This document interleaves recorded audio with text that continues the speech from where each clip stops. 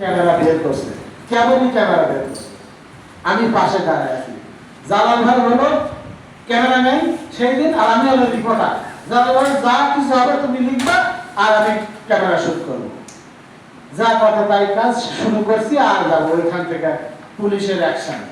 সেই অ্যাকশন শেষে জালাল ভাই তো মসজিদের মধ্যে ধরে, আমি ভেতরে ঢুকবো। সেই কি অবস্থা। তারপর আস্তে আস্তে আমরা ভেতরে ঢুকলাম, অনেক চড়াই উতরাই শেষ হয়ে গেল। জুলাই যুদ্ধের সময় আপনাদের অভিজ্ঞতা আর আমার অভিজ্ঞতার মধ্যে একটু পার্থক্য আছে।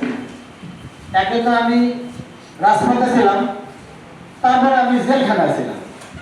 জেলখানার যে চিত্র এবং সেইখানকার যে স্মৃতি, সেটা ভয়াবহ স্মৃতি।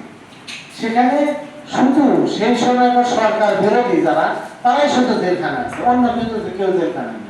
বিএনপি, জামাত আর সাধারণ ছাত্ররা, মানে কোন আন্দোলন শুরু হলেই, সেই 9 সাল থেকে দেখে আসছি আমরা, কোন আন্দোলন শুরু হলেই ভৈরবীর হৃদয়ে কাপড় শুরু হতো, তখনই বিএনপি জামাতকে ধরপাকড় শুরু করতো। আল্লাহর কি কাজ, ওই সময় আমি এই ধরপাকড়ের শিকারটা হয়ে গেলাম। আমার বিরুদ্ধে অভিযোগ কি ছিল? আমার বিরুদ্ধে অভিযোগ আমি টাকা বিতরণ করতাম।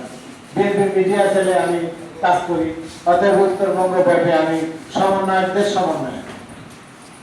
অর্থাৎ সেই সময় তারা সমন্বয়ক ছিলেন, সেই সমন্বয়কদের সমন্বয়ক, আমি তাদের অর্থ সহায়তা করি।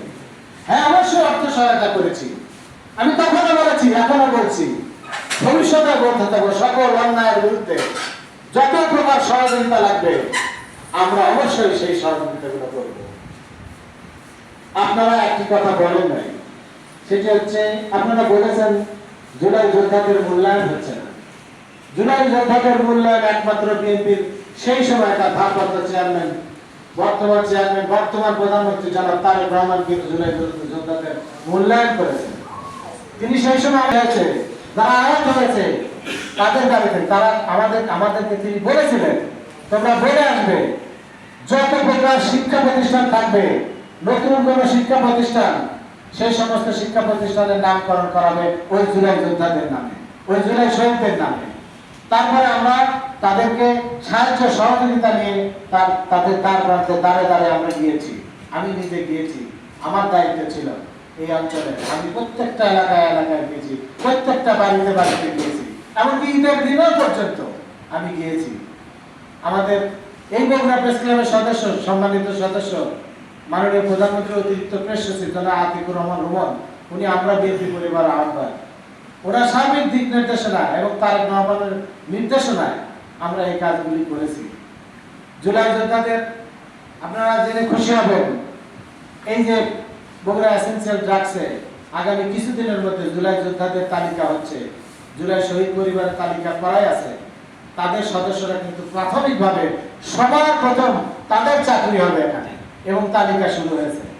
বগুড়ায় আমাদের আরেকটি কৃতি সন্তান আছে, আমি এই মুহূর্তে নাম বলবো না, তার উপরে দায়িত্ব যে আছে, সম্পূর্ণ নিরপেক্ষ মানুষ উনি, ওনার সাথে কারো যোগাযোগ নেই, কিন্তু বগুড়া আছে। তো যাই হোক, এই যে বললেন, সেলিম ভাই বলেছে, আব্দুল বকা ভাই বলেছেন, এই যে মূল্যায়নটা কিন্তু শুরু থেকে কখন থেকে হয়েছে, এই কথাটি আপনারা বলেন নাই, কেউ বলেন নাই। আমি যে আপনাদের সহকর্মী, দুইজন সাংবাদিক, একজন ঢাকা আর একজন বগুড়া, এই বগুড়ার মধ্যে আমি জেলখানায় গিয়েছিলাম, কারাবরণ করেছিলাম। 26 তারিখ দিবগত রাত 2:30টায় আমাকে তুলে দেওয়া হয়েছিল। আমার কালো কাপড় দিয়ে আমার চোখ বেঁধে ফেলা হয়েছিল। আমি তো সেই দিনই ভেবেছিলাম যে আমি ওই দিন শেষ। আমি দেখেছি যে মানে ওই সময় নিজের পরিবার ছাড়া অন্য কেউ আসলে পাশে দাঁড়ায় না, কেউ থাকে না। আমার ওই মেয়েটা রাতের বেলা পুলিশের 20টা পুলিশের গাড়ি গেছে, 20টা। আমি একটা দুর্ধর্ষ, আমি বোধহয় সম্ভবত দাউদ ইব্রাহিমের কোনো জ্যাঠো, যে আমাকে মানে 20টা গাড়ি নিয়ে অ্যারেস্ট করতে গিয়েছিল।